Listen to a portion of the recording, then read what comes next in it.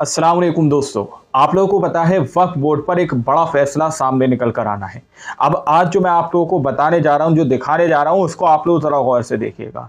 बहुत सारे मुसलमानों के, बहुत सारे हमारे भाइयों के कमेंट भी आ रहे हैं कि आखिर वक्फ बोर्ड को लेकर क्या फैसला सामने निकल कर आया, क्या वक्फ बोर्ड रुकेगा या फिर ये कानून लागू होगा। अब देखिए, समाजवादी पार्टी के एक नेता हैं, आप लोग उनसे वाकिफ होंगे, जिनका नाम है अबू आसिम आजमी साहब, जो कि मुसलमानों की आवाज़ बेबाकी से उड़ाते हैं, मुसलमानों के लिए बोलते हैं। अब उनका बयान सामने निकल कर आया कि आखिर इस पर क्या फैसला या फिर क्या रिजल्ट होगा।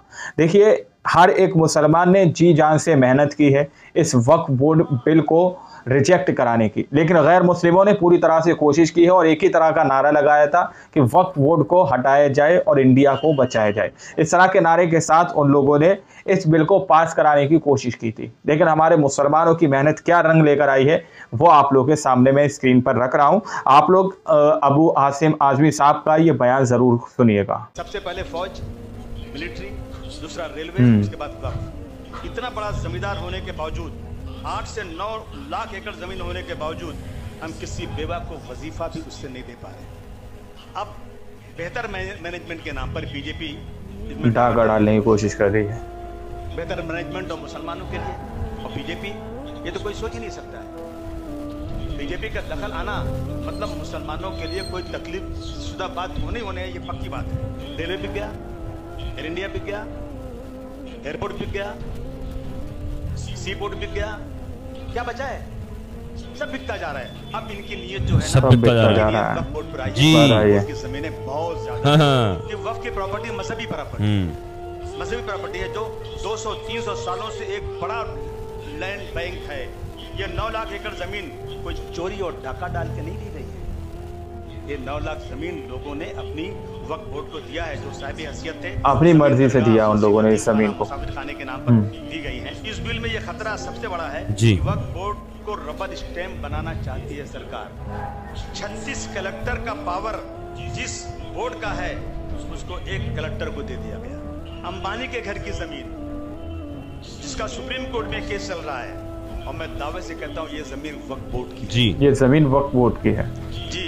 बताइए, इस जमीन पर सर इब्राहिम भाई, करीम भाई खोजा यतीम खाना था। यतीम खाना 1930 में वक्फ बोर्ड की इंक्वायरी हुई, वक्फ की लिस्ट में शामिल है यह यतीम खाना जो 1910 में बना था। मैंने तो कहा था उस दिन ये बिल्डिंग गिर तो नहीं सकती, लेकिन वक्फ बोर्ड के लीज ही बनाओ इसको।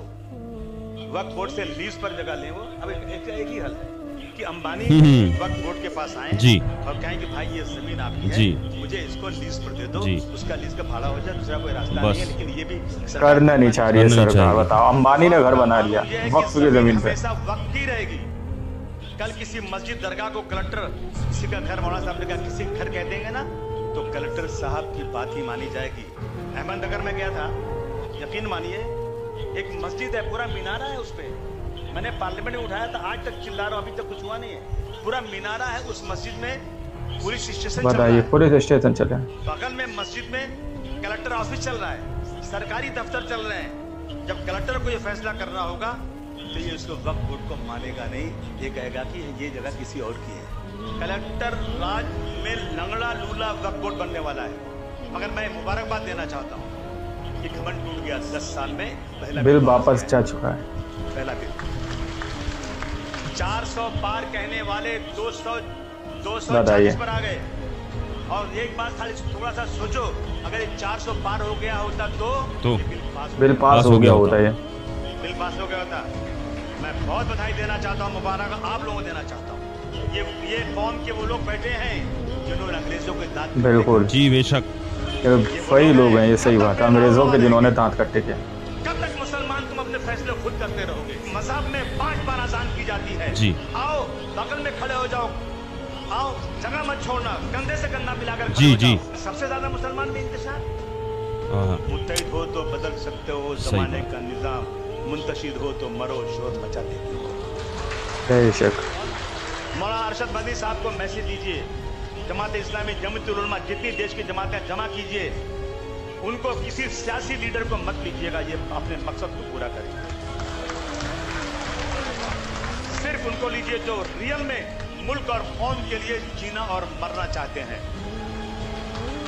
उलमाओं ने जब आज़ादी की लड़ाई लड़ी थी तो क्या अपनी पार्टी के लिए लड़ी? जब दिल्ली से लेकर अमृतसर के दोनों सड़कों पर जितने दरख्त थे इनको शहीद करके इनकी लाशों को लटका दिया गया था। बताइए, दरख्तों के ऊपर उलमाओं की लाशों को लटका दिया गया था। और इंशाअल्लाह ये ज़मीन अल्लाह की है, इंशाअल्लाह। इस अंदाज में इन्होंने बयान दिया है अबू आसिम आज़मी साहब ने कि किस तरह से 10 साल के अंदर ये पहला ऐसा बिल है दोस्तों जो पूरी तरह से वापस हो चुका है, और वक्फ बोर्ड की जो ज़मीनें हैं वो वक्फ बोर्ड के ही कब्जे में, यानी कि वो अल्लाह की ज़मीन है, अल्लाह उनकी हिफाजत कर रहा है। अब सीधे तौर पर ये सरकार को बड़ा झटका लगा है। 400 पार का नारा देने वाले 240 पर आकर अटक गए। सोचिए अगर ये लोग सत्ता के अंदर होते तो ये किसी भी बिल को पास करा देते, लेकिन 10 साल के अंदर जेपीसी के अंदर पहला ये बिल ऐसा गया और वो भी रिजेक्ट कर दिया गया। दोस्तों पूरी तरह से बिल वापस हो चुका है। ये सभी मुसलमानों के लिए एक बहुत खुशी की बात है। इसलिए अबू आसिम आज़मी साहब की एक क्लिप सामने निकल कर आई थी, मैंने सोचा अपने चैनल के माध्यम से आप लोगों तक इस खबर को पहुंचा दिया जाए। बाकी आप लोग इस खबर को किस नज़र से देखते हैं, अपनी राय कमेंट सेक्शन में ज़रूर दीजिएगा, और इस खबर को ज़्यादा से ज़्यादा आगे मुसलमानों तक पहुँचाना और उनको बताना कि तुम्हारी मेहनत रंग लेकर आई है। इसलिए कहते हैं कि मुसलमानों को एकजुट होना चाहिए। अलग अलग होगे तो कोई भी गीदड़ आपका शिकार कर सकता है। आज की वीडियो में फिलहाल इतना ही। बाकी आप लोग क्या सोचते हैं अपनी राय कमेंट सेक्शन में हमें ज़रूर दीजिएगा। मिलता अगली वीडियो में, जब तक के लिए अल्लाह हाफिज़।